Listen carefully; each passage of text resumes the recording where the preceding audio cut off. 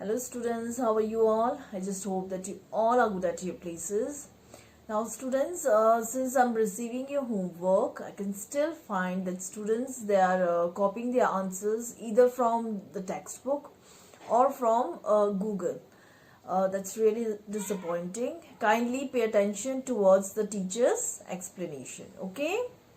Now students, let's continue chapter 3, Kingdom Classification Part 2.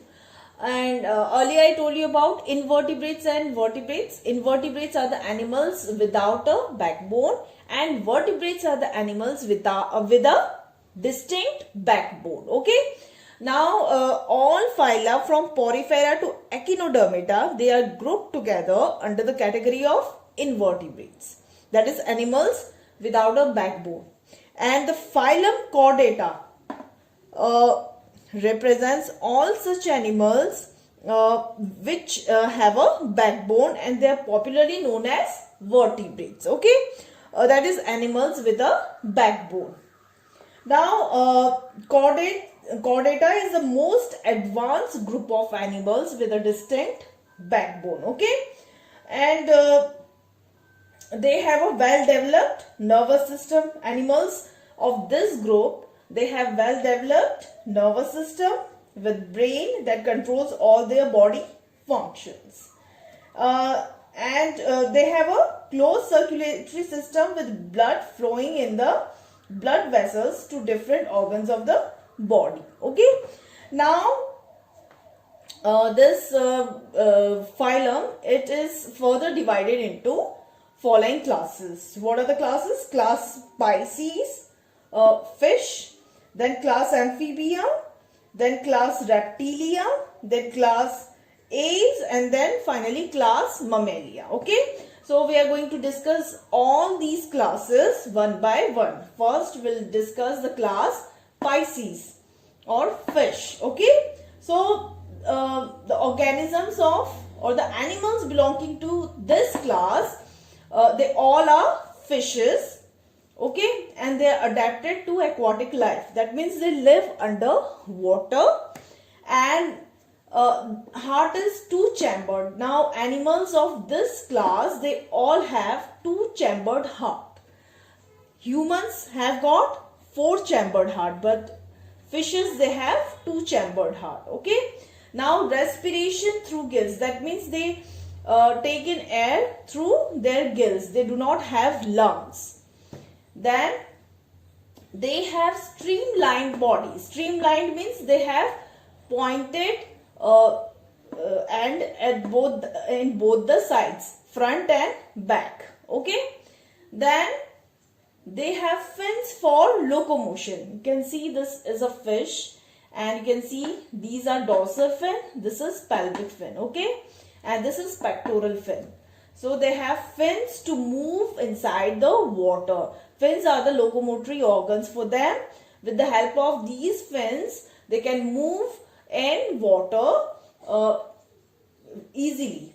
Then body covered with scales. The body, you can see the fishes, they all have scales all over their body. And that they are cold-blooded animals. Cold-blooded animals are the animals that cannot regulate their body temperature. Okay, so they depend on the outer temperature. That means they become hotter when their surrounding is hot, and they become cold when their surrounding is cold. Okay, so these are the characteristics of class Pisces. Class Amphibia. Now animals of this class, they live on both land and water. That means they live partly on land and partly under water. Their skin is moist, slimy and glandular. Glandular means they have glands, and they do not have scales. Then heart is three-chambered. Human heart is four-chambered, but frog, they have three-chambered heart. Then respiration takes place through gills, lungs, skin or mouth lining. And they respire, they breathe in through gills. They either have gills or lungs, or they have skin, or mouth lining. Okay. Then they are oviparous. Oviparous means they lay eggs. And examples of class Amphibia are Rana tigrina, frog, tortoise, salamander, etc. Now comes class Reptilia. Now animals of this class, their body is usually divided into head, neck, trunk and tail. This is a wall lizard, and respiratory organs are lungs only. They do not breathe through gills. They use lungs for breathing purpose. Then heart is 3-chambered except crocodile. Crocodile, they have 4-chambered heart. Now they are oviparous, that means they lay eggs.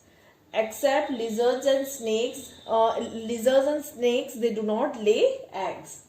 Then teeth are present in all reptiles except in tortoises and turtles. Tortoises and turtles, they do not have teeth. Then they are cold-blooded animals, that means they cannot regulate their body temperature. And they undergo hibernation during winters. Hibernation means a long sleep.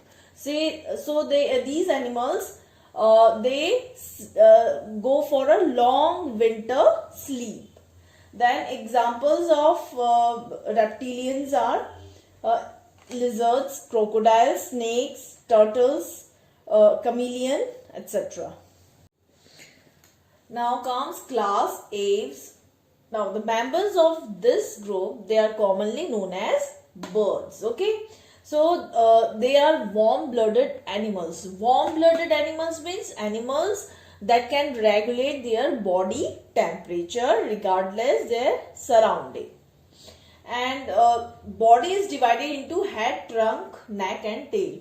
This is eagle. An eagle is a bird, and as you can see, its body is divided into head, neck, trunk and tail. Then they have streamlined bodies. Streamlined body means a body which has pointed ends.